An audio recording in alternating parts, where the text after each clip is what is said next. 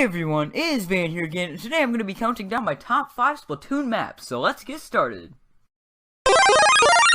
Okay guys, starting us out at number 5 on my list is Salt Spray Rig. This is one of the original 5 stages that the game started with the day it came out. So the stage offers a lot of different areas for hiding and a lot of areas just to surprise people. It's a big map that can offer a lot of space to cover if you're doing turf war, and for ranked battles it gives a lot of different areas for combat. It also has areas for all kinds of different weapons. It has high points for chargers, corners for rollers to hide and just jump out. For basic shooters, there are a lot of areas to hide behind and just attack from. I also gotta say I love the setting of the stage. It's just a rig in the middle of the water and it just works so perfectly. At number 4 on my list is Black Belly Skate Park. This is a stage I love just because of the skate park theme. This stage was also one of the original 5 when the game first came out.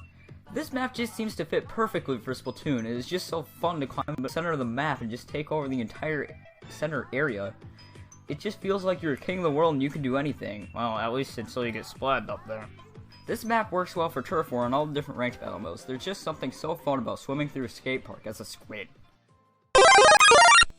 Placing number 3 on my list is Moray Towers. I don't know why, but there's just something fun about jumping off buildings. Okay, that didn't really sound right, but there is something fun about jumping off the building as a squid and just climbing up the tower to the other team's side. It's just something so satisfying about it.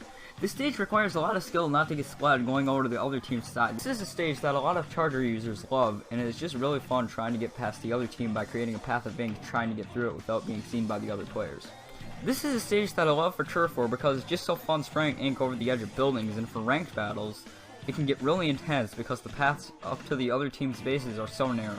It's just so fun falling from building to building, plopping in the ink at the bottom. Taking number 2 on my list is Urchin Underpass, yet another one of the original 5, but this one got a remodel since it first came out. I liked the original Urchin Underpass, but after the remodel, I still liked it just as much, if not more.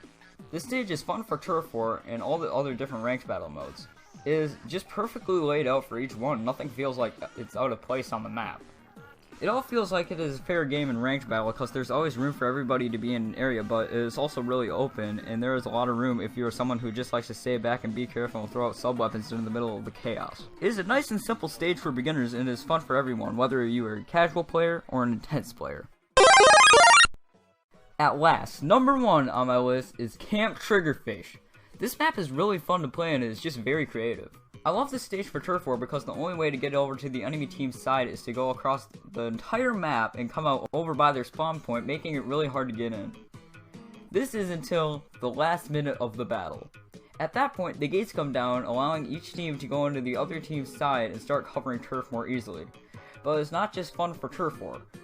It's also fun for all ranked battles. For ranked battles, the gate is down the entire battle to get easier defense for ranked battles such as Rainmaker and Tower Control. In Splat Zones, it allows the other team to not have to go all the way around to claim the zone. The stage is perfect for any type of weapon you may want to use, whether that be a charger, a roller, or any sort of shooter.